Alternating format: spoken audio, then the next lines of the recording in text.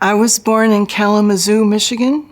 I was there because my father was in art school and my mother was writing copy for the newspaper there in Kalamazoo. Shortly after I was born, we moved to Reading, where Dad taught school and Mom finished her teaching certificate. And then we moved back to Fairplain and to St. Joe. Dad was from Bridgman, and Mom was from Baroda, so very local. My folks had a really strong sense, both of them, of fairness. And perhaps more than anything else, that was something they communicated to me. The first time I heard Dr. King and saw his face was on a neighbor's television on a Sunday night news program. My family didn't have a TV, so we shared with neighbors who were kind enough to include us. I believe it was the beginning of the bus boycott, and he spoke for quite a span of time as we understand television now. This was far longer than 15 seconds. It was not a sound bite.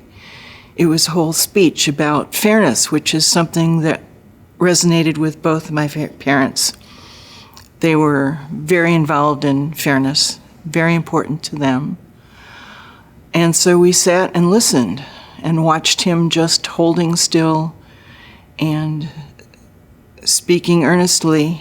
It was clear to me from Dr. King's message that whoever was president, he was really my president. He spoke about what I thought needed to be said and led and needed to be done, in needing to be done. I have since met a lot of folks who lead from the rear, and I always respected that he led from the front.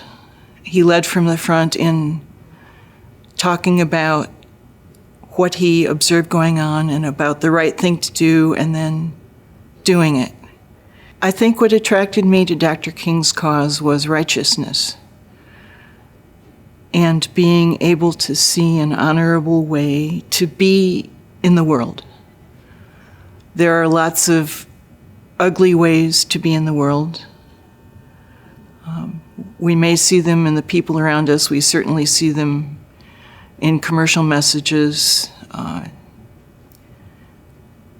But I didn't want to follow them. My folks didn't follow them, and I didn't want to go there either. I wanted to be involved in something making a better planet, a better world. I was very pleased to have a chance to meet Dr. King. In the summer of 1967, I was part of a group of church and synagogue youth who met in Cleveland, which had had a real rough summer the previous summer,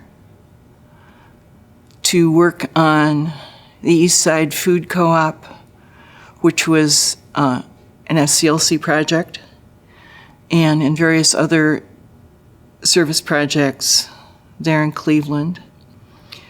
And it was fun, enormously fun. We stayed at the Terminal Hilton right downtown and ate off china plates and tried to cram as many people as we could into elevators. But the real attractions were Rosa Parks and Dr. King. And I was thrilled. I actually got to shake his hand twice. He came and spoke to a small group meeting of those of us who, for whatever reasons, had been singled out as leadership, and went through nonviolent civil disobedience drills with us. Wow. It's been a while since I thought about that. But it was very moving to see a grown-up in a suit get down on the floor with us and practice the demeanors that you need to use if you're going to be arrested and still stay nonviolent. And then the next night, we were in a discussion group I think we were assembling packets of directions for different things. And there was a group of 6 or 7 of us working in a room, and he came in and went around the room and asked us our names and where we were from, expressed some interest in our lives, which was thrilling to me that this hero of mine would take a minute and say, "And what do you plan to study when you get to college? Do you have brothers or sisters?" It was sort of ordinary chat that nice adults carried on with nice children, but it was particularly thrilling because it was him and her, because Rosa Parks also came and shook hands around the circle. A wonderful memory. I believe that it cemented in me the conviction that I needed to emulate him when the opportunity arose. There were times down the next 15 years or so until my son was born, and I became part of that generation while I was still young, that I needed to step forward, step up.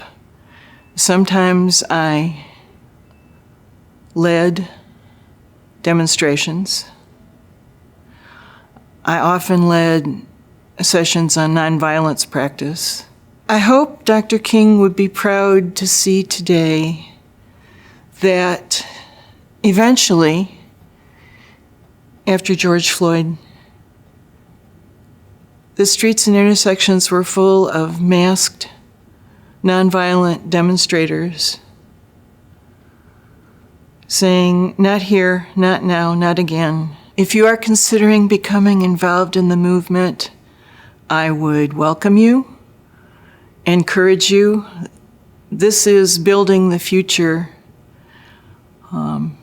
Financial trickle-down doesn't work.